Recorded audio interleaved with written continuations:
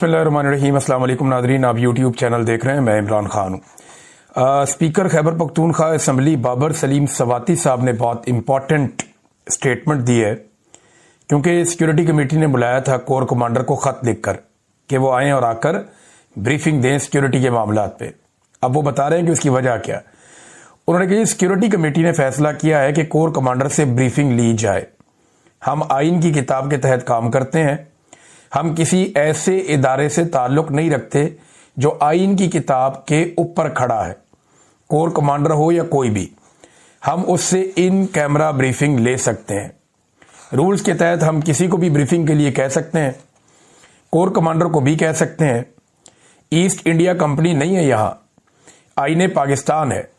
Core commander मुनासिब समझेंगे तो अपने इदारे से राय ले लेंगे। हम ये समझते हैं कि उन्हें आना चाहिए और ब्रीफ करना चाहिए।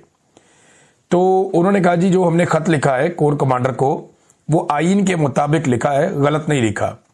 हम कतई किसी ऐसे इदारे से ताल्लुक नहीं रखते जो आइन के ऊपर ही खड़ा हो जाए, चढ़ जाए। और मुल्क में मार्शल लॉ नहीं है तो आइन के मुताबिक ही चीजें चलेंगी। हमारे सूबे में 25 साल से ऑपरेशन जारी है, 2001 से। सूबे में 5 डिवीजन फौज है, दलेर किस्म के जर्नैल उनको लीड कर रहे हैं। फिर 25 साल से हम नाकाम क्यों हैं? इस नाकामी की वजूहात की बिना पर कोर कमांडर को ब्रीफिंग के लिए बुलवाया। ये पाकिस्तान की फोर्स है, बैरून मुल्क से नहीं आई हुई। यानी मैं लुबे लुआओं को बता रहा हूं, वो इस तरह उन्होंने कहा कि जनाब कामयाबी तो मिली नहीं अभी तक, आगे आपको मिलेगी, उसके ऊपर आके बात करें। और पीछे क्यों नहीं मिली उसके बारे में हमें ब्रीफिंग दें ताकि आगे बढ़े और जो हम कहते हैं वो भी सुने। तो ये एक बड़ा बोल्ड स्टेप है जो स्पीकर ने लिया। देखते हैं इसके ऊपर रद्द-ए-अमल क्या आता है, क्योंकि डीजीआई एसपीआर ही नॉर्मली ऐसी चीजों का जवाब देते हैं। एक और इंपॉर्टेंट खबर है, वो तहरीके तहफ़्फ़ुज़ आईने पाकिस्तान की तरफ है। तहरीके तहफ़्फ़ुज़ आईने पाकिस्तान का इजलास होता है और वो एक बड़ा अहम मुतालबा कर देते हैं हुकूमत से। तहरीके तहफ़्फ़ुज़ आईने पाकिस्तान ने खित्ते में बिगड़ती हुई सूरत हाल, खसूसन मशरिक़ वस्ता में बहरानी कैफियत पर पार्लिमान के जॉइंट सेशन का मुतालबा कर दिया। देखिए, यहां पे पार्लिमान फैसले नहीं कर रही, यहां पे हुकूमत फैसले नहीं कर रही, यहां पे अवाम के मुंतखब नुमाइंदे ना फैसले कर रहे हैं, ना वो इन फैसलों का बोझ उठा सकते हैं।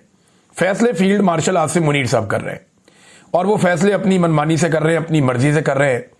और जो फैसले वो कर रहे हैं उसके जरिए से वो आलमी सतह पे अपने आप को रेलिवेंट कर रहे हैं, अपनी जाती रेलिवेंसी को वो बढ़ा रहे हैं। तो उनके फैसलों का बोझ तो आएगा सियासी क़यादत के ऊपर, लेकिन वो उठाएंगे नहीं और पार्लिमान के अंदर डिस्कशन हो नहीं रही। तो ये बड़ा इंपॉर्टेंट उन्होंने एक मुतालबा किया कि पार्लिमान का ज्वाइंट सेशन बनाया जाए। जंग अजीम दोम के बाद का इंटरनेशनल ऑर्डर जवाल पजीर है, जहां इसराइली जारहियत और फलस्तीनी मुसलमानों की नस्लकुशी और यूनाइटेड स्टेट्स के लातीनी अमरीका में तर्ज अमल ने इंटरनेशनल कवानीन की धज्जियां बखेर दी हैं, वहीं अक़वाम मुत्तहिदा को भी बेमानी कर दिया है। ऐसे में हुकूमत खारजा पॉलिसी और उभरती हुई बहरानी कैफियत पर पार्लिमान का फौरी जॉइंट सेशन बुलाए और इज्तिमाई शऊर और दानिश के जरिए से एक कौमी पॉलिसी मुरतब दी जाए। हमसाया बरादर इस्लामी मुल्क ईरान के खिलाफ भी साम्राज्य और इस्तेमारी कुव्वतें घेरा तंग कर रही हैं और मगरबी मीडिया के तवस्सुत से एक ऐसा माहौल बनाया जा रहा है जिसको बुनियाद बनाकर हमसाया इस्लामी मुल्क ईरान की खुद मुख्तारी पर ज़रब लगाई जा सकती है। पाकिस्तानी अवाम में तशवीश है और तहरीके तहफ़्फ़ुज़ आईने पाकिस्तान तजवीज़ करती है कि हुकूमत इस सारी की सारी जो बहरानी कैफियत है, संजीदगी से इसके ऊपर खित्ते के असरात और पाकिस्तान के ऊपर जो इसके असरात होंगे, एक इजलास पाकिस्तान बुलाए और हमसाया ममालिक का इजलास भी बुलाए ताकि एक मुश्तरका लाएअमल भी तरतीब दिया जा सके। तो अब तो इन्होंने कहा ज्वाइंट सेशन पार्लिमान का होना चाहिए। देखिए, इसमें एक चीज मैं आपको बताऊं कि कुछ हमारे दानिश्वर हैं जो एस्टेब्लिशमेंट के बहुत करीब हैं, टाउट्स किस्म के लोग हैं, वो ये बार बार कहना चाह रहे हैं या पोर्ट्रे करना चाह रहे हैं कि अगर ईरान के ऊपर हमला कर दिया अमेरिका ने तो इसका पाकिस्तान को फायदा हो जाएगा। यानी वो बार बार ये तासुर देते हैं कि अगर अमेरिका ईरान के ऊपर अटैक कर देता है और ईरान में रजीम चेंज हो जाता है तो ये पाकिस्तान के लिए नेक शगुन है, पाकिस्तान को इसमें फायदा होगा। मेरे ख्याल में ये बेवकूफ लोग हैं, इन्हें आइडिया नहीं है। देखिए, जंगे जो है ना वो जर्नैलों को सूट करती हैं, फौजों को सूट करती हैं, या कुछ हुक्मरान है उनको सूट करती हैं, सौदा बेचने के लिए मिल जाता है उनको इलेक्शंस में। अवाम को कभी भी जंग सूट नहीं करती। अवाम को, गरीब मुल्कों को जंग हमेशा नुकसान पहुंचाती है। देखिए, इन्हीं ख्वाहिशात के साथ हम अमेरिका को घेर घार के ले आए थे पहले, और अरब ममालिक को घेर के ले आए थे अफगानिस्तान में। हमने पहले यहां पे एक जहाद लड़ा, फिर हमने दहशतगर्दी के खिलाफ एक जंग लड़ी, और इस चक्कर में हमने पाकिस्तान का सत्यानाश कर दिया। हमने 1 लाख के करीब लाशें उठा ली। बलूचिस्तान में हमने कोई 10,000 लाशें उठा ली। क्लाशनकोफ कल्चर पाकिस्तान में आ गया। खौफनाक किस्म की मंशियात पाकिस्तान में आ गई। पाकिस्तान में एक अजीबोगरीब किस्म की लाकानूनियत आ गई, और ये सारा कुछ हमारे जर्नैलों की पॉलिसियों की वजह से हुआ। वो जो जर्नैल थे, उनके बच्चों की शुगर मिले आज, उनके पास पैसा ही पैसा है, वो आज भी इक्तदार में है, मौजों में है, जो उन जंगों के दौरान इस्तेमाल हुए। जर्नैलों की तो मौजें लग गई, उनके बच्चों की भी। लेकिन कौम वो आज भी अपना खून बहा रही है। फौजी जवान वो आज भी अपना खून बहा रहे हैं। देखिए, उन जर्नैलों के बच्चे अरब खरबपति हैं। जो फौजी जवान शहीद हो गए, उनका कौन पूछेगा? उनके बच्चे तो रुल गए। कितना संभाल सकती है रियासत उन्हें? एक हद से ज्यादा आगे तो नहीं जा सकती। लेकिन जर्नैलों की तो वो कई कई नस्लों का पैसा वो लोग छोड़कर गए हैं, और हमने ये देखा है। तो जंगें जर्नैलों को फायदे देती हैं, बड़े बड़े ताकतवर लोगों को फायदे देती हैं, आम आदमी को नहीं देती। जब भी आपके हमसाये में जंग आएगी, आपके ऊपर उसके असरात आएंगे। ईरान में जंग आएगी, चंद लोगों को फायदा होगा, इंटरनेशनली आपकी रेलिवेंसी बढ़ जाएगी, कुछ डॉलर वॉलर आ जाएंगे, कुछ लोगों ने फिर माल बना लेना है, कुछ अड्डे वड्डे, कोई लेन देन, कोई ये चीजें चलेंगी। लेकिन अल्टीमेटली अगर खित्ते के अंदर आपका एक हमसाया मुल्क और डिस्टेबलाइज हो जाता है, तो याद रखिएगा, ईरान के बाद बारी पाकिस्तान की है। ईरान के ऊपर तो ये प्रॉब्लम है ना, इसका मिसाइल का जो एक निजाम है वो इजराइल तक जाता है, जाके वहां पे अटैक कर सकता है, यूरोप तक जाता है या अमेरिकन अड्डों तक जाता है। तो पाकिस्तान के ऊपर प्रॉब्लम यह है कि पाकिस्तान के पास एटम बम है, तो पाकिस्तान को भी टैकल करना है, बारी बारी सबकी बारी। ये बात आज से नहीं, गुज़िश्ता कई दहाइयों से हो रही है कि जब भी कभी ईरान की बारी आएगी तो उसके बाद पाकिस्तान की बारी आएगी। आप चाहे जो मर्जी करें, जैसे मर्जी सोचें, जो हकायक जानने वाले लोग हैं, जो तज्जिया करते हैं, वो ये बात कहते रहते हैं। तो ईरान में अगर सिचुएशन डिस्टेबल हो जाएगी तो पाकिस्तान पे उसका असर पड़ेगा, और जो इसराइल का या जो दीगर फोर्सेस हैं उनका एक असर रसूख पाकिस्तान के बॉर्डर्स तक आ जाएगा। ये तजियाकार कह रहे हैं। अब इससे बचना कैसे है? ईरान के अंदर हालात बेहतर रहने चाहिए। ईरान ने एक वार्निंग भी दी है। उन्होंने कहा जी, अगर अमेरिका हमारे ऊपर हमला करेगा तो हम मजबूरन सऊदी अरब में, कतर में और यूएई में जो अमरीकी अड्डे हैं उन्हें तबाह कर देंगे। और साथ ही उन्होंने कहा जी कि स्टारलिंक को गैर कानूनी तौर पर चलाया जा रहा है ईरान में। मैंने आपको थोड़े दिन पहले बताया था कि डिवाइस के बगैर वो चल नहीं सकती। स्टारलिंक के लिए डिवाइस चाहिए होती है। तो ईरान ने छापे मार के बहुत बड़े पैमाने पर जो स्टारलिंक की डिवाइसेस हैं, जो इंटरनेट के लिए इलॉन मस्क का एक इंटरनेट का सिस्टम है, बड़ा जबरदस्त है, वो बड़ा शानदार, बड़ा कमाल वो काम करता है, और दुनिया को हिलाकर रख दिया इलॉन मस्क ने, जिस तरह उसने स्टारलिंक के जरिए से दुनिया को जोड़ा है।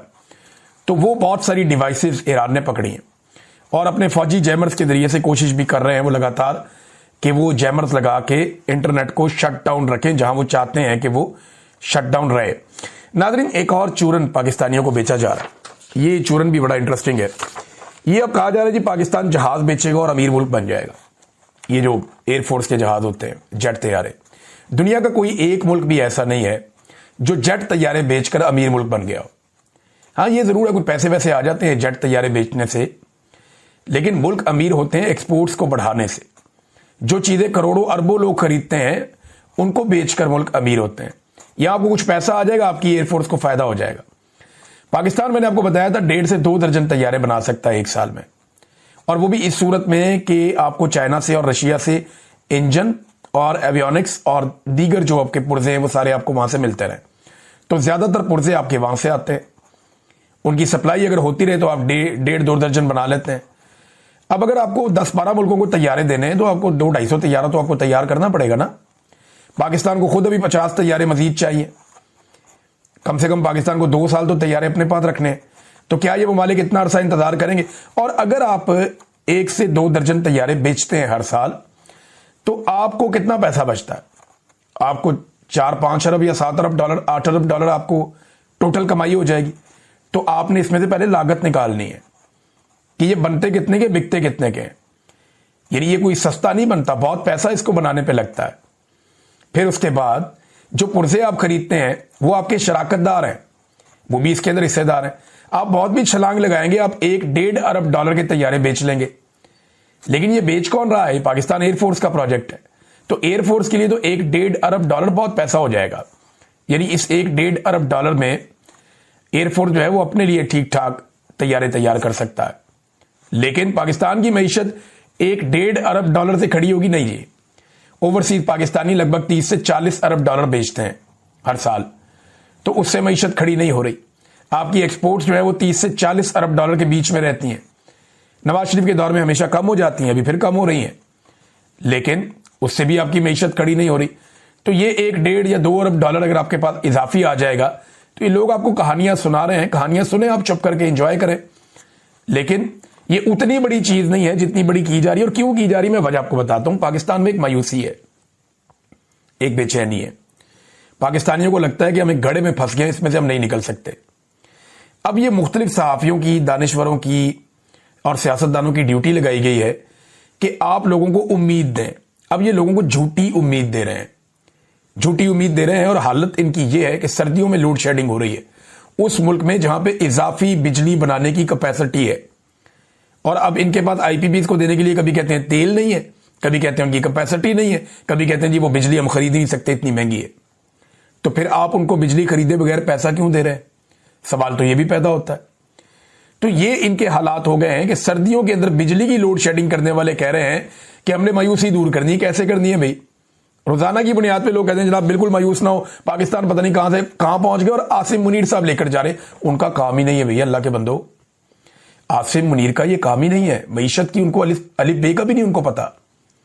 मैंने बीएससी में इकोनॉमिक्स पढ़ी है, तो एफएससी में इकोनॉमिक्स पढ़ी है, तो मुझे थोड़ा बहुत जो इल्म है, जिन चीजों का मुझे पता है, और जब हम लगातार हम रिसर्च का काम करते हैं। मेरी टीम में 2 लोग ऐसे हैं जो इकोनॉमिक्स के ऊपर बहुत एक्सपर्ट हैं। हम कई लोगों से बात करने के बाद किसी छोटे मोटे ओपिनियन पे पहुंचते हैं। हमारा कोई क्लेम नहीं है, तो एक ऐसा आदमी जिसका इसमें काम ही कोई नहीं है, वो कैसे पाकिस्तान की इकोनॉमी को ठीक कर सकता है? बिला वजह ना वो कहते हैं हाथी के पाँव में सबके पाँव, सारे लगे हुए दिन रात जूते पॉलिश करने, लगे हुए दिन रात जूते पॉलिश करने, और वो चाहते हैं कि बाकी पाकिस्तान भी ये करे। तो पाकिस्तानी तो अब ये नहीं करते जो दिखाई दे रहा है। नादरीन, आज भी अडयाला में मुलाकात ना करवाने का दिन है। मुलाकात करने की कोशिश की जाएगी, लेकिन आज भी मुलाकात ना करवाने का दिन है। जब तक आप हुकूमत को गिच्ची से अवाम नहीं पकड़ेगी, तब तक इमरान खान की मुलाकात उनकी फैमिली से, वकला से या लीडरशिप से नहीं होगी। जब तक इनको गिच्ची से नहीं पकड़ेंगे, इनके ऊपर प्रेशर नहीं आएगा। विदाउट प्रेशर उनको फर्क ही कोई नहीं पड़ता इससे। नादरीन, साद रिजवी के बारे में उनकी पार्टी ने जब दावा किया कि अब वो एजेंसियों की हिरासत में है, तो मैं फिर आपको चंद चीजें बताता हूं। चंद दिन पहले मेरे पास एक इंफॉर्मेशन आई थी कि साद रिजवी कहां है, इन भाइयों के हवाले से। मैं सारी डिटेल्स तो आपके साथ शेयर नहीं करता, लेकिन मैं आपको यह बताता हूं कि ये हैं पंजाब में। ये झूठ है कि कोई कहता है जी वो कश्मीर चले गए, कोई कहता है जी खैबर पख्तूनख्वा चले गए, सब झूठ है। रिजवी बरादरान को पंजाब से बाहर नहीं ले जाया गया, वो पंजाब के अंदर मौजूद है। और एक और बात बताता हूं, बहुत ज्यादा ट्रेवल भी नहीं करवाया गया। एक और बात बताता हूं, सेफ हाउस टाइप जगह है जिसके अंदर उनको रखा गया है, और उन्हें वहां डॉक्टर की सहूलत भी मयसर है। एक चीज और मैं आपको बता देता हूं, जिस दिन क्रैकडाउन हो रहा था उस दिन साद रिजवी साहब से, उनके लोगों से मेरी बात हुई थी, और वो ये बता रहे थे कि काफी लचक उनके मौक़िफ़ में थी। वो कह रहे थे हम बात करना चाहते हैं, जो हुकूमत की जायज बातें हैं वो हम सारी मान लेते हैं, हम अभी यहां से अपना एहतजाज भी वापस ले जाते हैं, और मुस्तकबिल में हम हुकूमत के साथ एक तरीकाकार बना लेते हैं, हमें मत मारो। तो काफी हद तक कंप्रोमाइज उन्होंने उस दिन कर लिया था अपने मौक़िफ़ पे। उन्होंने अपना एहतजाज खत्म करने का ऐलान कर दिया था। जो अमेरिका की एम्बेसी जाने का उनका एक ऐलान था, वो उन्होंने वापस ले लिया था। उन्होंने इस्लामाबाद जाने का इरादा भी तर्क कर दिया था, वो वापस अपने घर जाना चाहते थे। इन चीजों पे उन्होंने उस वक्त कंप्रोमाइज कर लिया था। वो कह रहे थे जी हम ठीक है, अभी लोगों की जान बचाना बहुत जरूरी है। लेकिन मेरी इंफॉर्मेशन के मुताबिक चंद दिन पहले तक कुछ मुतालबात जो रिजवी साहब से किए गए हैं उन्होंने वो नहीं माने। मैं कुछ मुतालबात की बात कर रहा हूं, बहुत सारी चीजें तो उन्होंने पहले ही लचक दिखा दी थी कि ये चीजें हम कर लेते हैं, लेकिन कुछ मुतालबात ही ऐसे भोंडे किस्म के होते हैं बाज़ औक़ात। तो वो मुझे अब ये एग्जैक्टली नहीं पता, लेकिन मुझे ये पता है कि किसी एक मामले के ऊपर मुतालबात ऐसे हैं जहां पर उन्होंने कहा जी अब ये ज्यादती है, ये ना करें आप। तो ये अब ये मेरे एक सोर्स ने मुझे बताया। मैं अब नॉट श्योर लेकिन जो इंफॉर्मेशन मेरे पास 2 जराए से पहुंची है उसके मुताबिक हैं वो पंजाब में, और वो ज्यादा दूर भी नहीं उनको ट्रैवल करवाया गया। बहरहाल देखिए, अब उनको ट्रैवल करवाएंगे तो अगली खबर निकलेगी। जब तक ये अंदर दबा के रखते हैं तब तक तो खबरें नहीं निकलती, लेकिन इतनी खबर मैंने आपको पहले दिन दे दी थी कि वो एजेंसियों की हिरासत में है। नाज़रीन, एक दावा किया गया, और ये दावा बार बार किया गया, बार बार ये दावा किया गया कि जनाब पाकिस्तान के बड़े बेहतरीन ताल्लुकात आलमी सतह पे हो गए और पाकिस्तान को आलमी सतह पे बहुत पजीराई मिल रही है। इंफॉर्मेशन मिनिस्टर ने दावा किया, जी हमारे पासपोर्ट को कदर की नजर से देखा जा रहा है, हमें दुनिया के अंदर स्ट्रांग मुल्क के तौर पे देखा जा रहा है, इमिग्रेशन के काउंटर्स के ऊपर हमें बहुत इज्जत मिल रही है। बड़ी बड़ी इन्होंने बातें की। डोनाल्ड ट्रंप ने बुलवाया अपने पास, और जिस तरह इन्होंने उनकी तारीफें की, इन्होंने बहुत दावे किए। शहबाज शरीफ ने वो वजीर आजम बने तो 2025 में उन्होंने लगभग 2 महीने महंगे तरीन दौरों में पाकिस्तान से बाहर गुजारे। यानी वजीर आजम एक ऐसे मुल्क का जो मसाइल में घिरा हुआ है, उस मुल्क का वजीर आजम सरमायाकारी लाने के लिए 2 महीने साल में से पाकिस्तान से बाहर गुजारता है और महंगे तरीन दौरे करता है। टब्बर लेके जाता है, बंदे लेके जाता है, रश लेके जाता है, और खसूसी परवाजों पे जाता है, अवाम का पैसा उड़ाता है, करोड़ों अरबों रुपया लगा देता है दौरों के ऊपर, और मिलता क्या है? टका भी नहीं मिलता। कोई पैसा पाकिस्तान के अंदर नहीं आता इस आदमी के दौरों के नतीजे में, और हर बार ये करोड़ों रुपया खर्च कर देते हैं मगर मिलता कुछ नहीं है। जिन ममालिक से इन्होंने ताल्लुकात बनाए, उन तमाम ममालिक ने पाकिस्तानियों के वीजे या तो मुश्किल कर दिए या उन पर पाबंदी लगा दी। मैं आपको बिल्कुल सही बता रहा हूं, इनके सबसे अच्छे ताल्लुकात गल्फ रीजन के अंदर यूएई के साथ है। यूएई पाकिस्तानियों को वीजे नहीं दे रहा, सबको पता है। इनके बड़े अच्छे ताल्लुकात ओमान के साथ है। वहां पता चला कि इन्होंने खुद रिक्वेस्ट की कि जनाब हमारे लोगों को वीजे देना बंद कर दें, पाकिस्तान से लोग बहुत बड़ी तादाद में छोड़ छोड़ के निकल रहे हैं, वहां भी वीजे नहीं मिल रहे। सऊदी अरब ने रिकॉर्ड बंदे पाकिस्तानी डिपोर्ट कर दिए हैं सऊदी अरब से, उधर भी प्रॉब्लम आ गया। यूरोप ने कई सरकारी मुलाजमीन के वीजे मनसूख कर दिए, दिए नहीं उनको वीजे, मुस्तरद कर दिए दरखास्तें। और कोई पुलिस वालों की तो यह कहकर उन्होंने मुस्तरद कर दी मुबैना तौर पर कि आप लोग तो जुल्म में मुलव्वस हैं, यानी इंसानी हुकूक की पामालियों में आप मुलव्वस हैं, लिहाजा आपको तो वीजे नहीं मिल सकते, उनके वीजे ही मुस्तरद कर दिए। तो बिलाखिर अमेरिका ने भी दीगर ममालिक के साथ साथ पाकिस्तान के वीजा पर पाबंदी लगाई है। अब पाकिस्तानियों के ऊपर एक पाबंदी अमेरिका ने भी लगा दी, और मुल्कों पर भी लगाई, लेकिन पाकिस्तान पर भी लगा दी। इसमें जो इंटरेस्टिंग बात है वो ये है कि भारत के ऊपर अमेरिका ने पाबंदी नहीं लगाई। हालांकि ट्रंप कहता है कि नरेंद्र मोदी के साथ मेरी खटपट चल रही है, लेकिन भारत पे पाबंदी नहीं लगाई। और पाबंदी किस पे लगा दी? पाकिस्तान पर। ट्रंप साहब जो हैं वो फील्ड मार्शल और शहबाज शरीफ की तारीफें करते हैं, पाबंदी पाकिस्तान पे लगती है। नोबेल के लिए आसिम मुनीर और शहबाज शरीफ उन्हें नामजद करते हैं, पाबंदी पाकिस्तान पे लगती है। हम शुरू से ही आपके साथ हैं हर मामले पे, ये यकीन दहानी आसिम मुनीर साहब और शहबाज शरीफ साहब करते हैं, और पाबंदी पाकिस्तान पे लगती है। आलमी लेवल पर पॉलिश करता है हमारा वजीर आजम, हत्ता कि जो गैर मुल्की मीडिया है वो शहबाज शरीफ को शू शाइन बॉय का नाम दे देता है, लेकिन इसके बावजूद अमेरिका पाबंदी पाकिस्तान पे लगाता है, इंडिया पे नहीं लगाता। इसराइल और फलस्तीन पर अपना मौकिफ ही पाकिस्तान ने बदल लिया अमरीकी ख्वाहिश को देखते हुए, लेकिन पाबंदी पाकिस्तान पे लग गई। हमास पर पाकिस्तान ने यू टर्न ले लिया, फिर भी पाबंदी पाकिस्तान पर लग गई। मादनियात का ब्रीफ केस लेकर पहुंच गए, जाके सामने रख दिया, फिर भी पाबंदी पाकिस्तान पर लग गई। अमरीकी एम्बेसी की तरफ बढ़ने वालों को मुरीदके में उनका कत्लेआम करवा दिया गया, फिर भी पाबंदी पाकिस्तान पर लग गई। दिन रात खुशामद की, हत्ता कि अमरीकी ज्यूश कांग्रेस से भी, उनके जो चेयरमैन है उनसे भी जफियां डाल ली, लेकिन पाबंदी भारत पे नहीं, पाकिस्तान पे लग गई। हम अमरीकी असला रिकवर करने की अफगानिस्तान में और हमास से उसको गैर मुसल्लह करने की अर्जियां अमेरिका को डाल रहे हैं, लेकिन इसके बावजूद अमेरिका पाबंदियां पाकिस्तान पे लगा रहा है। यह है इनकी टोटल औकात, और यह है इनकी टोटल खारजा पॉलिसी और उसकी कामयाबी। जब इमरान खान साहब से मोहम्मद बिन सलमान ने पूछा ना कि आपको क्या चाहिए, उसने कोई जाती चीज नहीं मांगी। उसने नहीं कहा कि मेरे आर्मी चीफ को सपोर्ट करो, इसको एक्सटेंशन देनी है या इस्तिस्ना देना, यह नहीं किया। इमरान खान ने यह नहीं कहा कि मेरे मुखालिफिन को कुचलने में मेरी मदद करो या मेरी इंसानी हकूक की